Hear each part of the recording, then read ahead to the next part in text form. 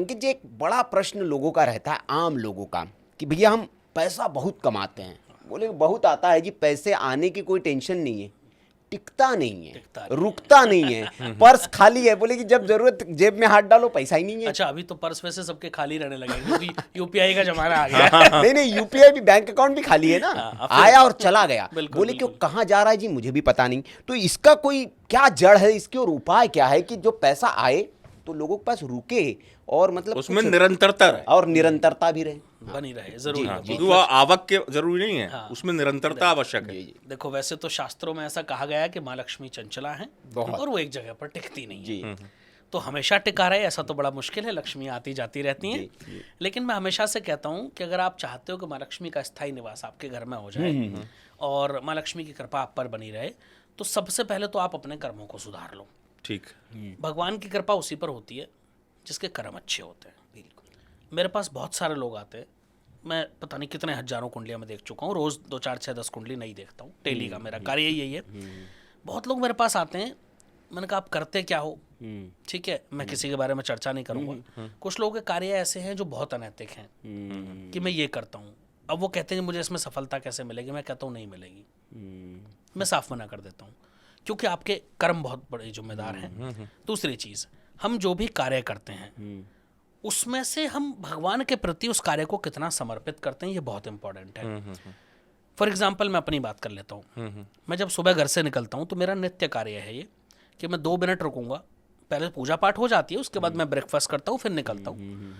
लेकिन मैं ब्रेकफास्ट करने के बाद भी जब मैं घर से निकलता हूँ, मैं 2 मिनट रुकूंगा और घर के मंदिर के सामने खड़ा होता हूँ। मेरे घर में ठाकुर जी भी विराजमान है, प्रभु श्री राम का बड़ा भव्य, कभी मेरे घर आएंगे आप तो प्रभु श्री राम का मेरे मंदिर के ऊपर बड़ा भव्य जो अयोध्या में प्रतिष्ठित है वही लगा हुआ है, बहुत बड़ा चित्र, मतलब करीब वो 4 फीट बाई 10 फीट ऐसे बहुत बड़ा लगा हुआ है। और क्योंकि प्रभु श्री राम मेरे आराध्य देव हैं, और जब मंदिर अभी ध्वजारोहण अभी हुआ है वहाँ, याद है आप, तो शायद मैं 3 घंटे लगातार रोता रहा था उसको देख करके कि मेरा सौभाग्य है कि मेरे जीते जी हो गया।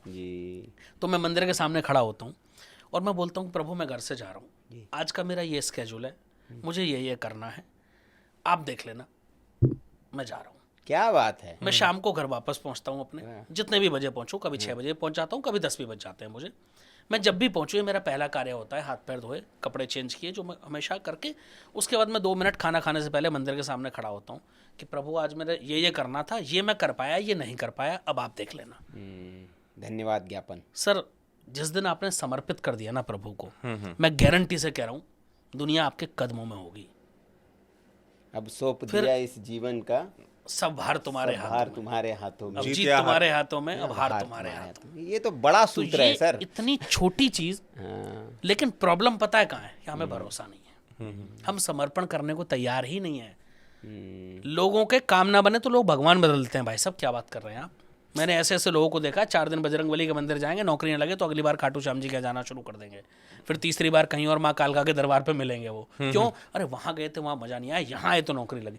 अरे भाई समझना है, वही है, अलग नहीं है, ये समझने का फेर है, कोई अलग नहीं है। आप किसी भी रूप में मान लो, वही शक्ति विद्यमान है, वही शिव है, वही विष्णु है और वही ब्रह्मा है, अलग नहीं है। शास्त्रों में तो साफ लिखा है, जब सृष्टि की रचना करनी है तो वही ब्रह्मा है, जब सृष्टि का पालन करना है तो वही विष्णु है, और जब सृष्टि का संहार करना है तो वही शिव है।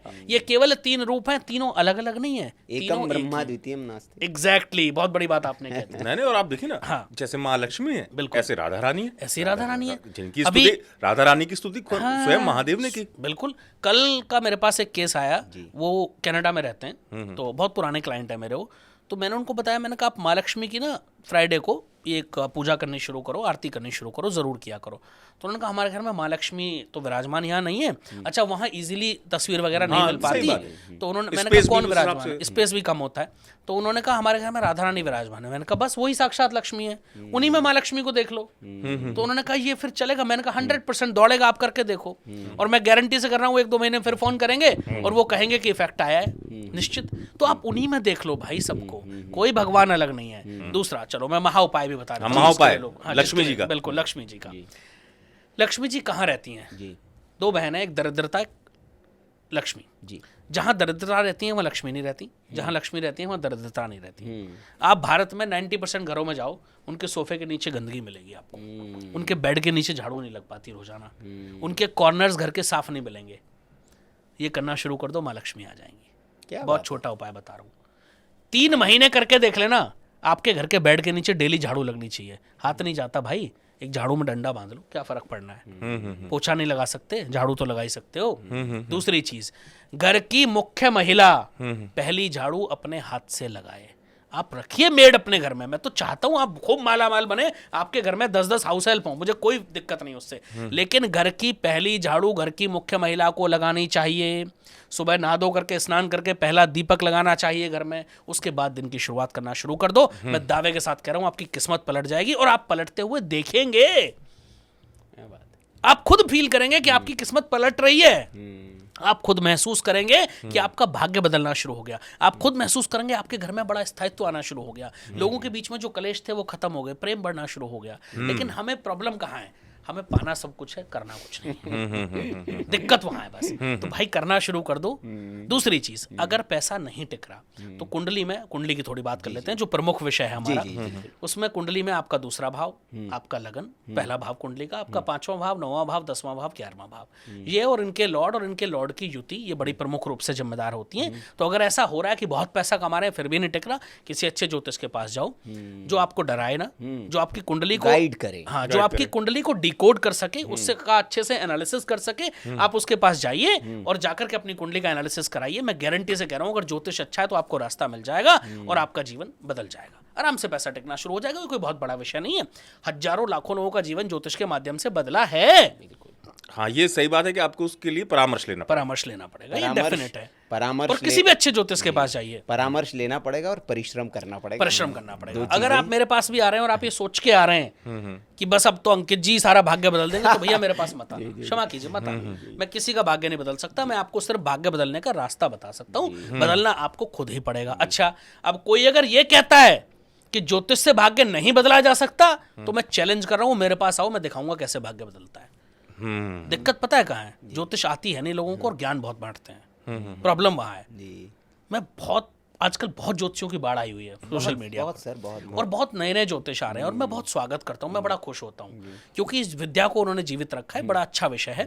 लेकिन मैं उन सबसे एक बात निवेदन करता हूँ, हाथ जोड़ के, आप आइए ज्योतिष में, स्वागत है, मैं आपको फूल मालाएं पहनाऊंगा, कोई दिक्कत नहीं है मुझे उसमें, लेकिन आप पहले उस पर रिसर्च कीजिए, पढ़िए, अपने आप को उस काबिल बनाइए कि कोई आपके सामने टिक ना पाए, कोई आप पर क्वेश्चन ना कर पाए, तब आप आइए और तब आप ज्योतिष कीजिए। मैं स्वागत करने वाला पहला व्यक्ति हूँ आपका। बिल्कुल। अब इसी पैसे से जुड़ा हुआ एक सवाल है जो आम लोग, आपके पास भी बहुत लोग आते ही हैं।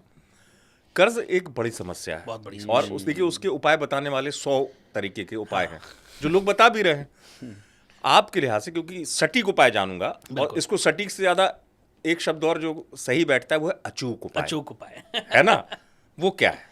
अच्छा, अगर आपको कर्ज ने बहुत घेर लिया, बहुत सारे लोग मेरे पास आते हैं, एक होता है एक लोन, फिर +1+1 हो गया और बढ़ता गया, उसी पर आ रहा था, एक चुकाने के लिए दूसरा ले लिया, दूसरा चुकाने के लिए तीसरा लोन ले लिया, ये बहुत चलता जा रहा है। और अभी तो पहले इतना नहीं था, भी लोन का क्रेज बहुत बढ़ गया, अभी मिल रहा है। हाँ, मिल रहा है, फोन लेना है EMI पे जाके ले आएंगे, सब कुछ मिल रहा है भाई, सब कुछ मिल रहा है। मतलब मैं कल एक वाटर डिस्पेंसर खरीदने गया 6000 रुपए का, कह रहा है सर EMI पे लेना है, मैंने कहा भाई क्षमा करो, इतनी छोटी चीज EMI पर क्यों खरीदूंगा मैं, ठीक है, तो ये क्यों मनाऊं किस्त, ये हाल है। कह रहे नहीं ले लो सर, उसमें डिस्काउंट है EMI पे, मैंने कहा नहीं, उपलब्ध सब है, तो अब इसका उपाय, तो इसका महा उपाय मैं बता देता हूँ। जिन भी लोगों को कर्जे की बहुत ज्यादा समस्या है, उनको एक बहुत बड़ी चीज बता रहा हूँ मैं, और ये 2026 में कोई भी कर सकता है, किसी भी राशि का हो, किसी भी मूलांक का हो, किसी भी भाग्यांक का हो, कोई फर्क नहीं पड़ता, ये सबके लिए उपाय है। आपको क्या करना है, किसी भी दिन महीने में एक ये निश्चित कर लो कि आपको वृद्धाश्रम जाना है, ओल्ड एज होम, और वहां खाना तो बहुत लोग खिलाने जाते हैं, दान भी बहुत लोग करते हैं, लेकिन वहां जाके उनके साथ कोई समय बिताने वाला नहीं है। वो बहुत आपस में ही वो बेचारे बड़े परेशान होते हैं वो लोग, और बड़े बड़े घरों के लोग भी वृद्धाश्रम में रहते हैं, मैं तो जाता हूँ, मुझे इसलिए पता है। आप जब वहाँ जाएंगे ना और उनकी थोड़ी सेवा करेंगे, और उनके साथ समय बिताएंगे और उनके चेहरे पर जो मुस्कान होगी और जब उनके कपकपाते झुर्रियों भरे हाथ आपके सर पर रखे जाएंगे ना, मैं गारंटी से कह रहा हूं आपकी तकदीर बदल जाएगी। आप ये महीने में एक दिन करना शुरू कर देना, आपके कर्जे खत्म हो जाएंगे, मां लक्ष्मी की ऐसी कृपा बरसेगी कि जो आपने सोचा नहीं होगा। पैसे कहां से आएंगे आप सोच नहीं पाओगे, आपका जो बिजनेस है वो कैसे दौड़ेगा, आपको समझ नहीं आएगा क्या चमत्कार। 2026 में अगर ये कर लिया, लाइन दे कर लो। हाँ। मैं कह रहा हूं छोड़िए 26, 25 और 27, जिस दिन आप ये पॉडकास्ट देख रहे हैं शुरू कर दीजिएगा और महीने में कोई एक दिन निश्चित कर लो। आपके पास नहीं है पैसे हैं तो कुछ दान भी करो, नहीं है तो जाओ उनकी सेवा करो, किसी के पैरों में दर्द है पैर दबा दो, उनका सर दबाओ, वो जो आशीर्वाद मिलेंगे वो खाली नहीं जाएंगे।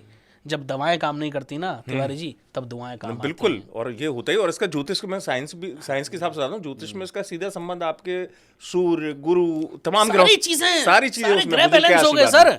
मैंने मंदिरों से ज्यादा दुआएं अस्पताल की दीवारों के बाहर होती हुई देखी हैं। बिल्कुल, क्या बात है। ये सच्चाई है, इसको समझना होगा हमें। तो जिसने कर लिया, मैं गारंटी से कह रहा हूं आपकी किस्मत में, आप कहते हैं ना जो भाग्य में लिखा मिटा नहीं सकते कोई, आपके भाग्य में लिखे हुए कष्ट भी मिट जाएंगे, तो कर्ज ऐसे समाप्त होगा, खत्म हो जाएगा।